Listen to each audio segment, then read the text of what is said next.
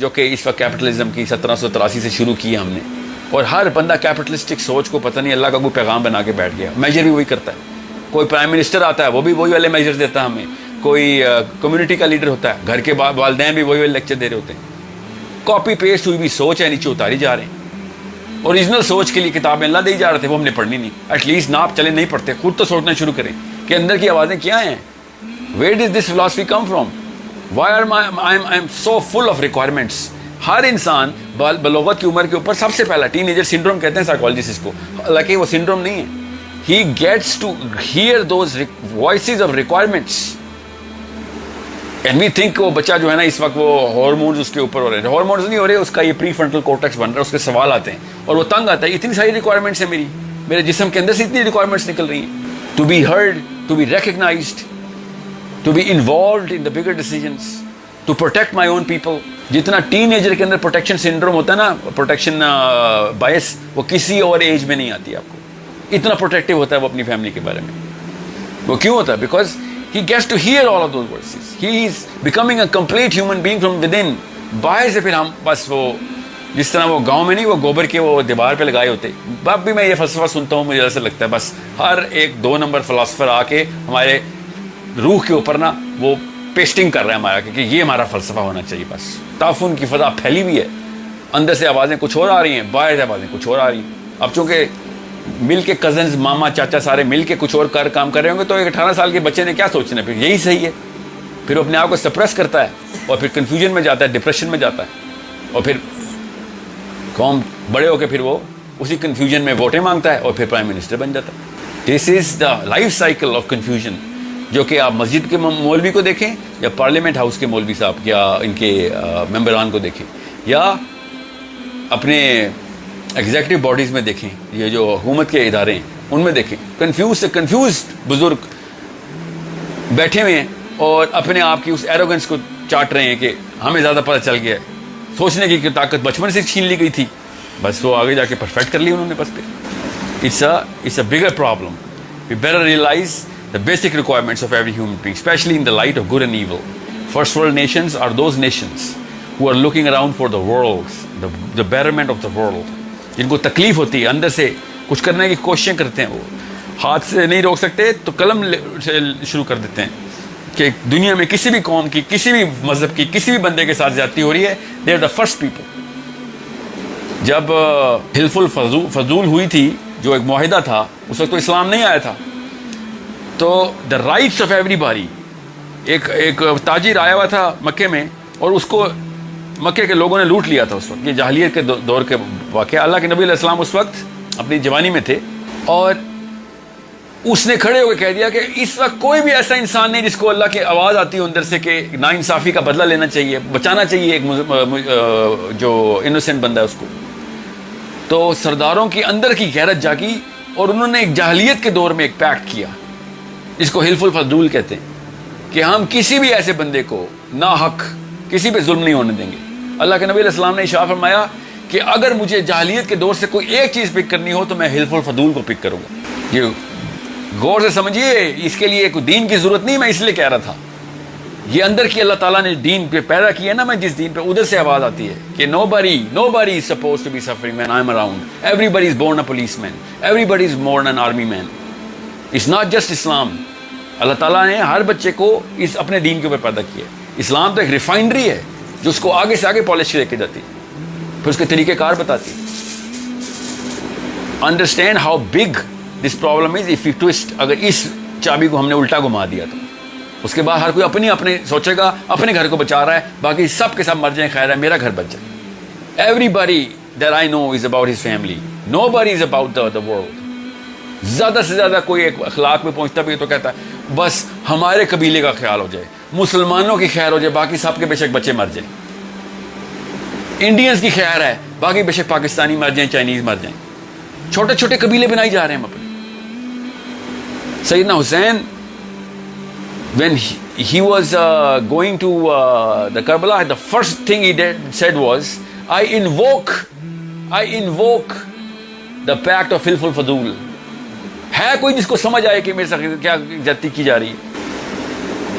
He said, دین تو تمہارا بالکل زیرو کر چکے ہو تم سارے, میں تمہارے اندر کی اس آواز کو للکار رہا ہوں کہ تمہیں خود آواز آتی ہے کانوں میں.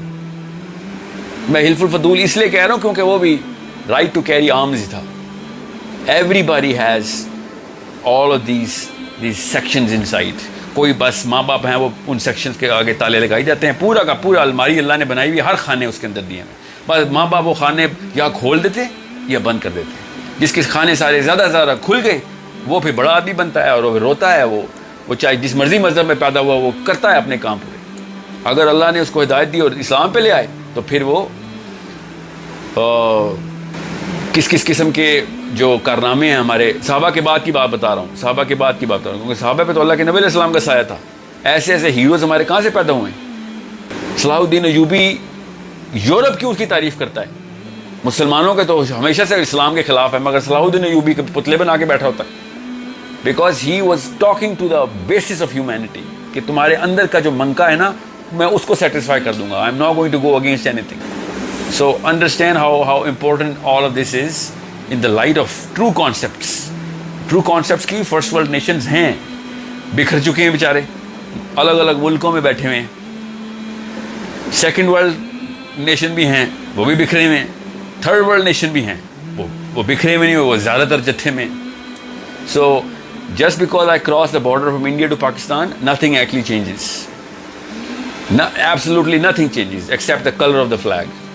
باقی وہی گھنونے جرم ہیں جو جھنڈے کے نام پہ کیے جا رہے ہوں گے, وہی گناہوں جرم ہے جو اپنی فیملی کے لیے کیے جا رہے ہوں گے, وہی گناہوں جرم ہے جو دوسرے کے خلاف کرنے کے, بس اس لیے کلٹ مینٹیلٹی میں ڈال دیا سب کو. سب کوئی یہ سائیکالوجی کی ٹرم ہے کلٹ مینٹیلٹی, کہ میرا قبیلہ بچ جائے چاہے غلط ہو میں اسی کی سائڈ لوں گا. کلٹ مینٹیلٹی, اس کے خلاف اللہ کے نبی علیہ السلام نے عہد میں کہہ دیا تھا کہ صحابہ نے کہا کہ اس وقت جو سب سے جو مشکل غزوہ تھا, مسلمان بے درے قتل کیے جا رہے تھے, ان میں سے ایک بندہ اٹھ کے اس نے 17 بندوں کو قتل کیا کفار کو, اور صحابہ نے کہا یہ شیر ہے ہمارا. نبی علیہ السلام نے کہا جہنم کی آگ میں سڑ رہا ہے. صحابہ اتنے حیران ہو کہ یا رسول اللہ یہ تو واحد بندہ ہے جو اس وقت پرفارم کر رہا ہے. نبی علیہ السلام نے کہا اپنے قبیلے کے لیے لڑ رہا ہے, اللہ کے لیے نہیں لڑ رہا ہے. آپ سوچیں اتنا کمپلیکیٹڈ ہوتا ہے اگر بچپن میں غلط چابی گھما دی ماں باپ نے. اللہ کے لیے لڑنے کا مطلب ہوتا ہے ہر اللہ کی بنائی ہوئی مخلوق, چونٹیوں کو بھی بچانا ہے آپ نے. اتنی بڑی رسپانسبلٹی ملی آپ کو. ہم انسانوں کو مار دیتے ہیں, چونٹیاں بھی, ان کا بھی سوال ہوگا ہم سے کہ اللہ نے بنائی تھی, ہم اللہ کے بندے ہیں, بس جو کچھ میرے دائرے میں آئے گا اس کا سوال ہوگا. اب یوٹیوب کا دور ہے, انٹرنیٹ کا دور ہے, اب تو ہم سے ویسے ہی گلوبل کوسچنز ہونے ہیں. ہم نے تو سوچ لیا نا, ٹیکنالوجی آ گئی, ٹیکنالوجی سے ہمارے سوالوں کا دائرہ کار اتنا بڑھ چکا ہے کہ آپ سوچ نہیں سکتے. اب تو ہمیں فلسطین کے بچے کی لائیو فوٹیج آتی ہے جب گولی لگ رہی ہوتی ہے اس کو. اب نہیں بچت ہم میں سے کسی کی, پہلے تو پتہ نہیں چلا کسی کو, چلو لا علمی میں بچت ہو گئی.